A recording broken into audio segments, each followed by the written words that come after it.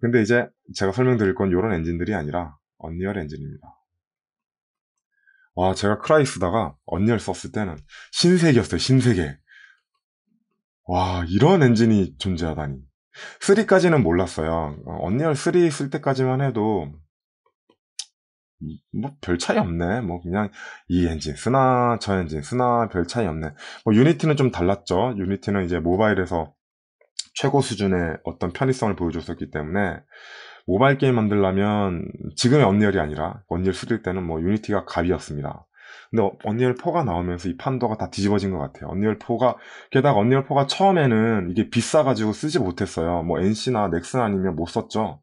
값이 뭐 10억씩 어떻게 내요? 15억씩 그거 못 쓰죠. 근데 라이센스 정책을 바꾸면서 시장 판도가 완벽하게 바뀌었어요. 아마 언리얼 4는 제가 라이센스 정책의 승리라고 봅니다. 라이센스 정책을 바꾸기 전까지 언리얼 4의 점유율은 진짜 낮았어요. 한 뭐 5% 미만이었다고 보시면 돼요. 거의 유니티가 90% 이상이었고요. 근데 라이센스 정책을 바꾼 후에는 언리얼 판도가 지금은 거의 뭐 50% 이상 넘어갔죠. 거의 다 쓴다고 보시면 됩니다. 게다가 언리얼 4 기능을 보자면 아까 제가 말씀드렸듯이 편의성이 장난이 아니에요. 유니티 엔진 정도의 편의성을 보여줘요. 프로그래머를 그러니까 유니티 엔진의 강점 중 하나가 소스 코드에 있는데요. 소스 코드가 오픈된 게 되게 많아요. 그래서 그냥 다운받아가지고 재활용해서 쓰면 됩니다. 이게 유니티의 최대 강점이죠. 뭐 라이센스 정책도 있고요. 근데 언리얼 4도 이런 장점을 갖고 있으면서 그리고 언리얼 4 내부에 이 소스 코드를 만들 수 있는 시스템을 만들었어요. 그것도 사실 아티스트가 쓰기엔 어렵긴 합니다. 아무리 이 비주얼 스크립팅 툴로 만들어서 아티스트 보고 뭐 코드 짜라고 만들지만 구조적인 이유로 아티스트들은 힘들어요. 안 합니다, 기본적으로. 그래서 요새 막 보니까 아티스트가 아니지만 아티스트라는 명목을 붙여준 TA라는 직군으로 이런 걸 하게끔 만들고 있는 것 같아요. 사실 아티스트는 아니죠. 요즘 TA들은. 왜냐면 아티에 대한 어떤 이해도가 높진 않아요. 근데 뭐 이런 부분들을 하라고 한 측면이 있으니까 아무래도 그래서 좀 약간 좀 TA 개념이 변질된 것 같긴 합니다. 그래서 언리얼 4를 전문적으로 다루고 여기에 있는 어떤 스크립팅 툴이라던가 기능의 폭이 되게 넓거든요. 왜냐면 뭐랄까 유니티에서 TA를 한다고 하면 C샵을 해야 돼요. 기본적으로. 근데 TA 중에서 C샵이나 C++ 잘 다루는 사람은 그렇게 많이 못 봤는데. 이건 거의 뭐 프로그래머 수준이죠. 그래서 언리얼 4에서 TA라고 하면 보통 블루프린트 이런 걸 다루는 사람, BP라고 쓸게요. 한글은 너무 길다. 이라고 보면 될 것 같습니다. 아니면 맥스크립트 정도 하는 사람이 되겠죠. 그래서 C++를 능숙하게 다룬 사람을 저는 거의 못 본 것 같아요. TA라는 직군 안에서. 아티스트잖아요. 우리나라 말은 뒤가 중요한데, 무슨 직군. 아티스트니까, ARTIST, 아티스트니까, 이 두 번째가 중요한데, 아티스트 중에서 C샵 C++를 잘 다룬다? 저는 만난 적이 없어가지고 잘 모르겠습니다.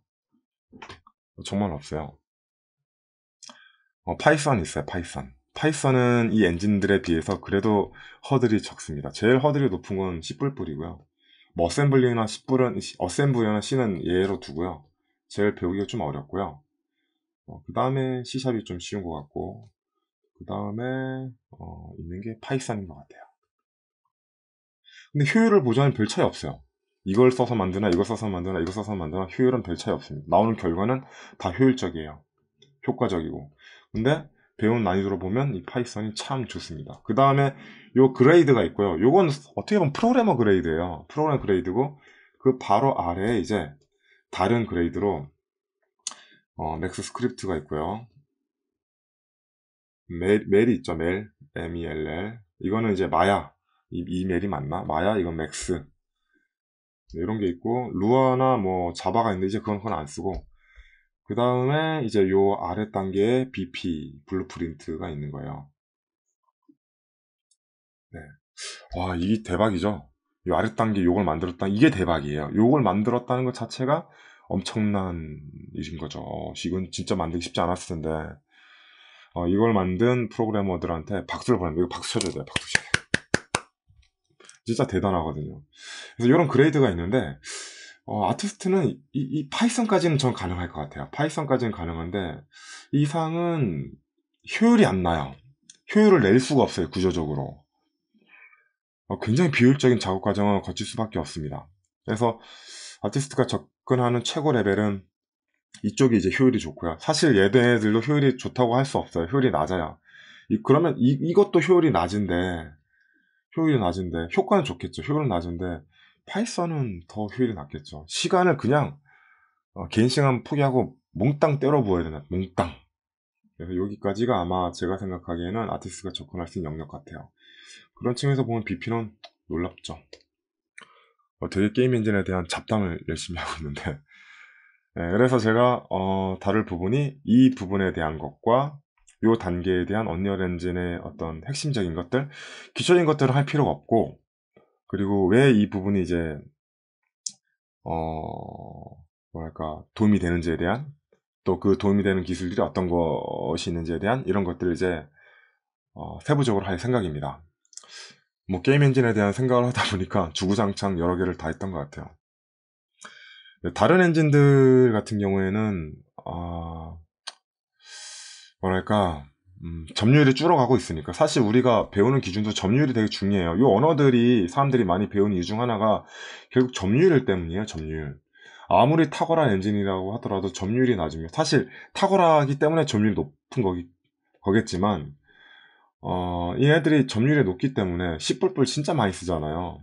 C샵도 많이 쓰고 있고 뭐 C샵은 점유율이 상당히 낮긴 한데 얘는 이제 유니티의 덕을 본 거죠.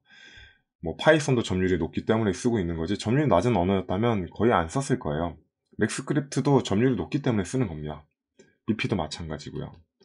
자, 다시 화면을 깔끔하게 지우고